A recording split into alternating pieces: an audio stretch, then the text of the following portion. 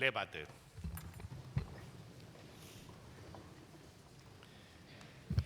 Lege promissum novo doctori.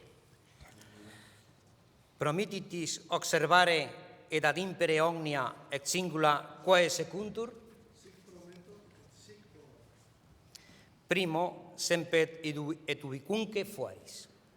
Iura et privilegia, honorem studi generalis divitatis Augustanae conservabis, et semper id iubabis, favorem, auxilium et consilium prestabis, in factis et negotis, universitatis quotins fueris requisitus? Accipio promissum tuum studium generale civitatis Augustanae testis et ludes erit si fidem decederes. Profesor doctor Juan Luis Arzuaga Ferreras.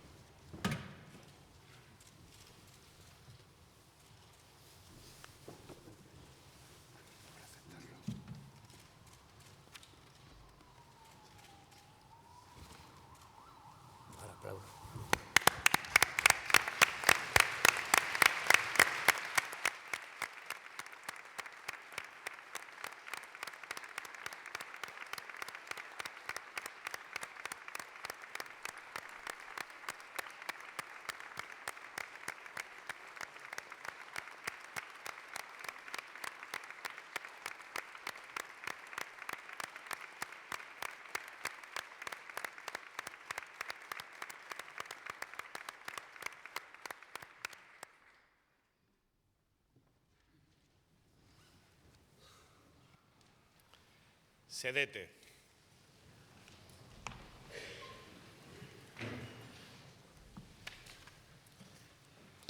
Puede ocupar la cátedra el doctor don Juan Luis Arzuaga Ferreras.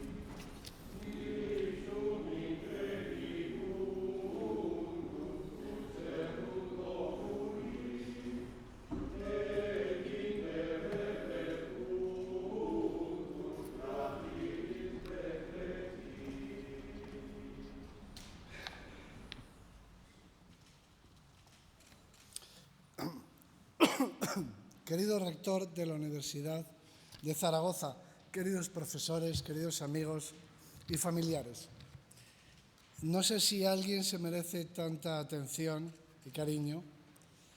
La paleontología sí. Y estoy convencido de que lo que hoy celebramos es la belleza de una ciencia a la que me enorgullezco de servir y que me ha hecho tan feliz. Una ciencia que ha tenido y tiene magníficos representantes en esta Universidad de Zaragoza, entre los que se cuenta el profesor Emiliano Aguirre, creador del proyecto Atapuerca, y los profesores Gloria Cuenca y Eustoquio Molina, que son hoy mis padrinos académicos. Cuando asisto a un acto académico cualquiera, más si se trata de uno solemnísimo como este, cuando veo reunida a la comunidad universitaria en el Paraninfo, siempre pienso lo mismo. Qué grande es la universidad. No me equivoqué, no nos equivocamos al dedicar nuestra vida a ella. Los paleontólogos sabemos que nada es permanente salvo la vida misma y que la única forma de permanecer es transmitiendo la vida. También sabemos que en un sistema bien organizado, el todo es mucho más que la suma de las partes. La paleontología cuenta historias muy bellas y a menudo espectaculares, siempre sorprendentes, literalmente increíbles, pero hace mucho más. Es fundamental para entender cómo se produce el despliegue de la vida en el tiempo geológico. La paleontología tiene su parte descriptiva, de ciencia histórica, pero no se limita a la elaboración de un relato.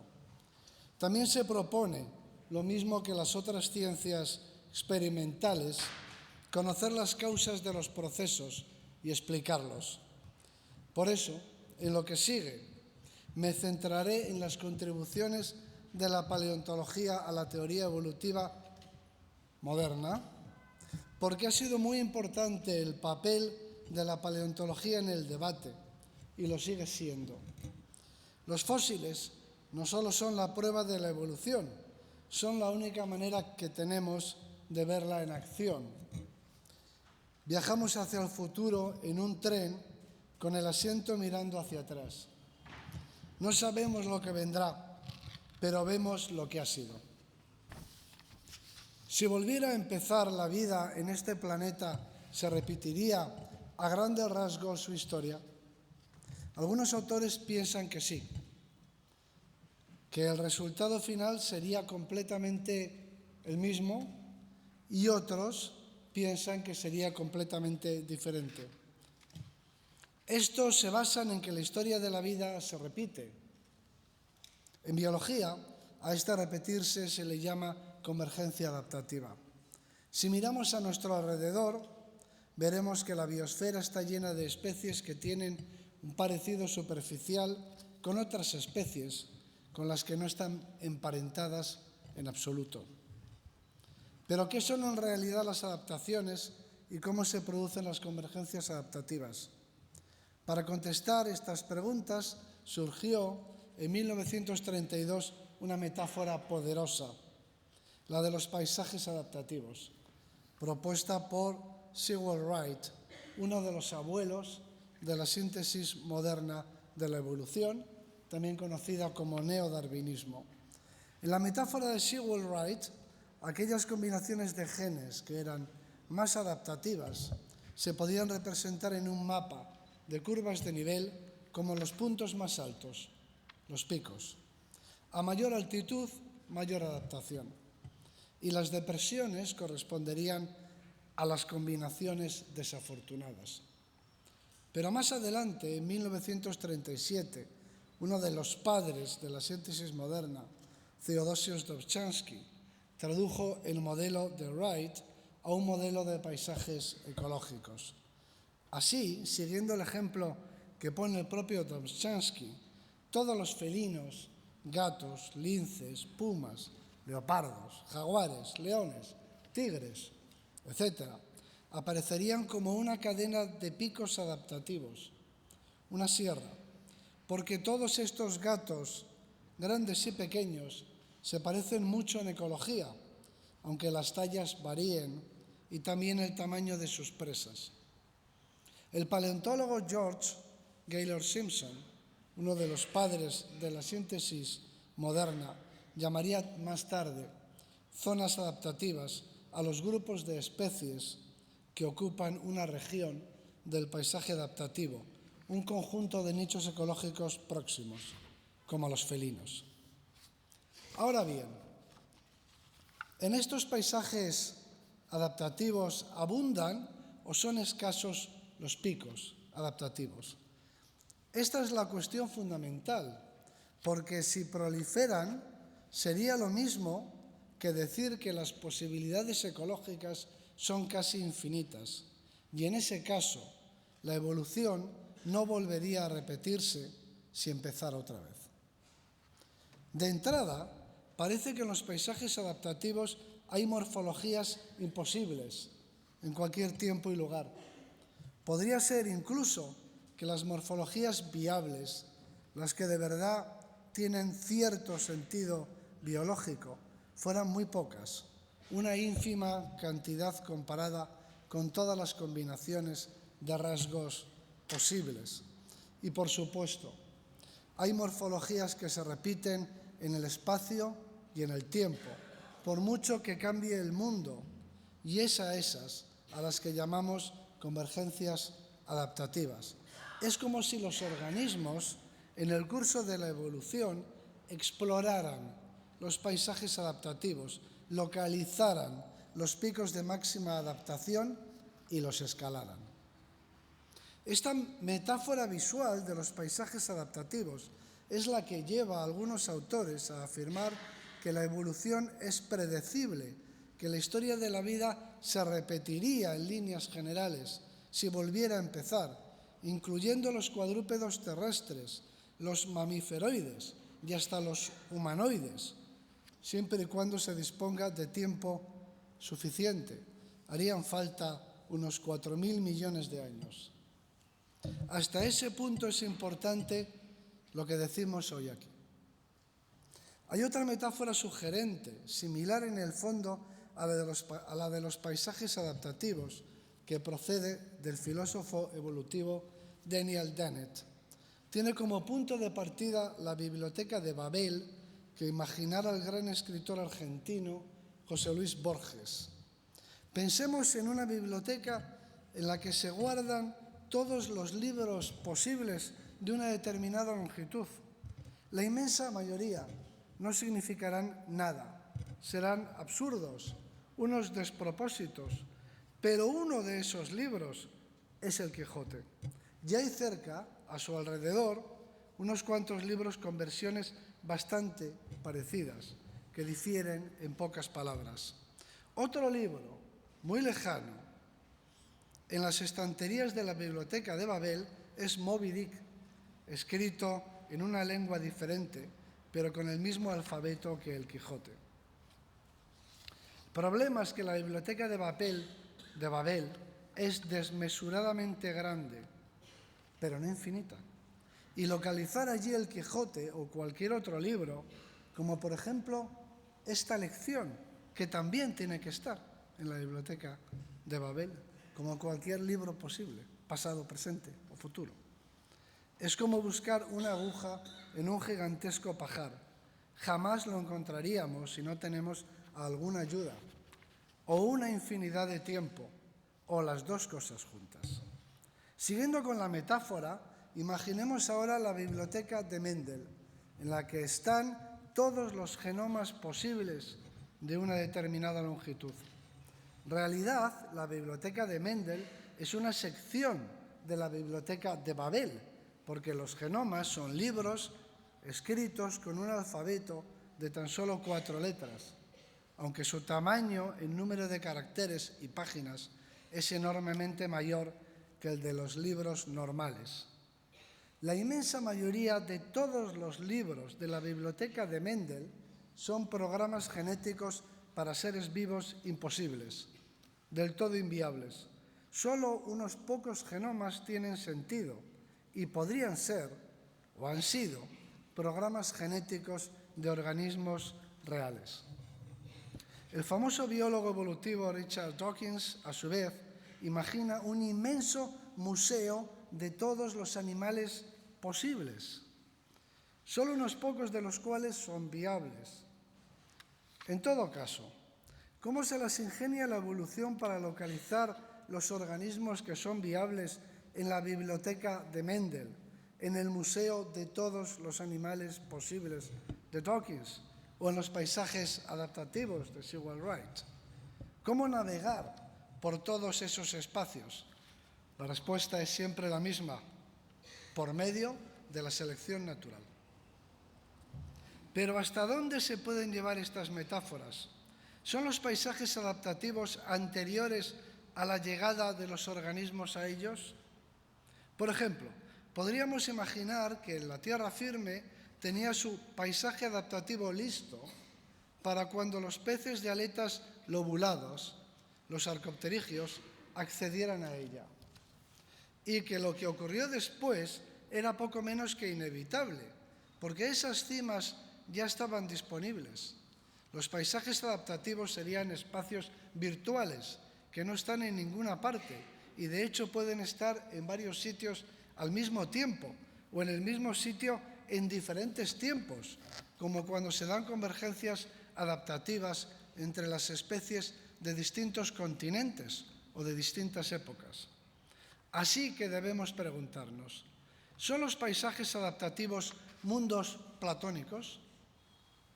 Los matemáticos son muy partidarios de Platón. A fin de cuentas, en la Academia de Platón, Se prohibía la entrada a quien no supiera geometría. Pero los biólogos y los paleobiólogos somos mucho más partidarios de su discípulo Aristóteles, el primero de los nuestros. Puede que, en efecto, la metáfora de los paisajes adaptativos sea una forma de neoplatonismo, pero en todo caso las convergencias adaptativas parecen ser muy reales y muy abundantes, por lo que la metáfora no carece de valor para describir la evolución. Y razonar por analogía, construyendo modelos, es una manera legítima de hacer ciencia. Sigamos, pues, con los paisajes adaptativos, a ver hasta dónde pueden dar de sí. No hay problema para usar el modelo cuando se trata de estudiar la ocupación de un territorio vacío, como ocurrió cuando un meteorito acabó con todos los vertebrados terrestres de tamaño más grande que un gato hace 65 millones de años, incluidos los dinosaurios. Pero ¿qué ocurrirá después? Si una especie se ha encaramado a un pico, ¿está condenada a permanecer en él para siempre, sin poder cambiar su ecología y sus adaptaciones? Para que una especie se transforme en otra, tiene que bajarse de la cima a la que se ha subido, descender al valle y escalar otra cumbre. Puede estar viendo, entre comillas, un pico más alto que el suyo, enfrente. Pero ¿cómo llegará hasta él? Esto parece sencillo en términos de montañeros humanos, pero va en contra de la lógica de la evolución. La razón es que el motor que hace que las especies se muevan por los paisajes adaptativos y suban a los picos, sin proponérselo, por supuesto, no es otro que la selección natural. Y ese motor siempre favorece a los mejor adaptados, los que están más arriba, más cerca de la cumbre.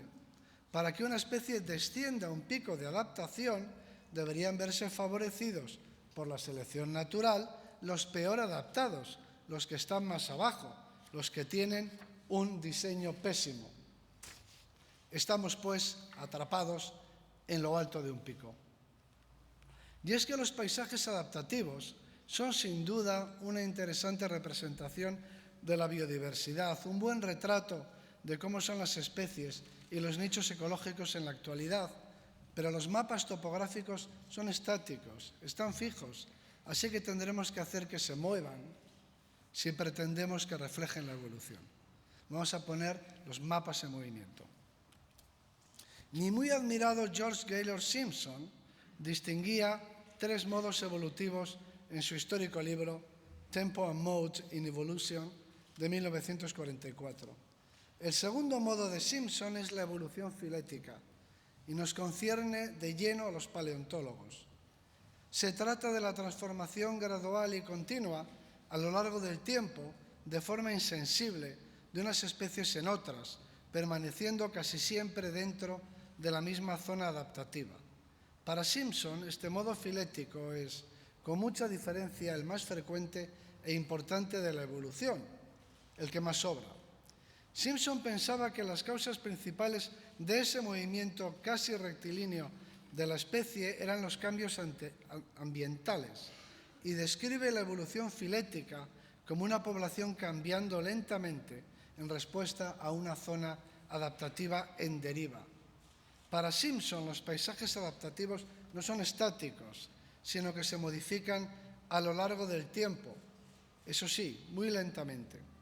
El propio Wright ya había considerado en 1932 la posibilidad de que las condiciones ambientales cambiasen y un pico se convirtiera en una cima, llevando a la extinción a la población especie que lo ocupase, salvo que consiguiera escapar a tiempo persiguiendo al pico adaptativo en su desplazamiento. El genético Richard Lewontin expresaba en 1978 este concepto por medio de una ilustración que ha sido muy reproducida. En ella se ve un pico adaptativo que se mueve en el espacio ecológico. La especie lo sigue en su recorrido, siempre en un estado de adaptación imperfecta, porque va por detrás del pico sin llegar a alcanzarlo. A veces el pico se divide en 2 picos que siguen diferentes trayectorias y la especie también se divide. Por medio de la evolución filética, Simpson explica un problema que desde siempre ha interesado y preocupado mucho a los paleontólogos y especialmente a los paleoantropólogos, por razones obvias, el de las llamadas tendencias evolutivas o series progresivas, que son secuencias de fósiles que van cambiando progresivamente a lo largo del tiempo geológico en una dirección bastante constante. Otros paleontólogos anteriores a Simpson veían cosas raras en las tendencias evolutivas, tales como inercias o impulsos internos, que no tienen nada que ver con la adaptación y la selección natural, el mecanismo que el neodarwinismo vino a consagrar como causa principal de la evolución. Con Simpson, el vitalismo desapareció de la paleontología y este fue su gran servicio.